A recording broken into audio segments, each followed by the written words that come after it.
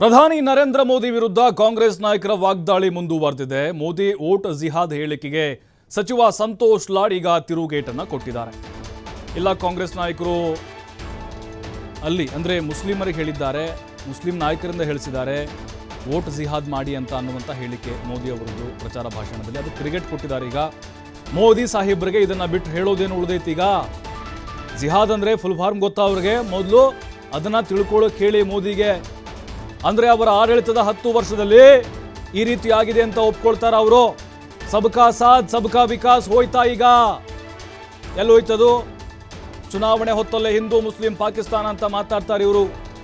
ಇನ್ನೊಂದು ತಿಂಗಳಲ್ಲಿ ಎಲ್ಲ ಇತ್ಯರ್ಥವಾಗುತ್ತೆ, ಕಾಯಿರಿ ಅಂತ ಸಚಿವ ಸಂತೋಷ್ ಲಾಡ್ ಪ್ರಧಾನಿ ನರೇಂದ್ರ ಮೋದಿ ವಿರುದ್ಧ ವಾಗ್ದಾಳಿ ನಡೆಸಿದ್ದಾರೆ.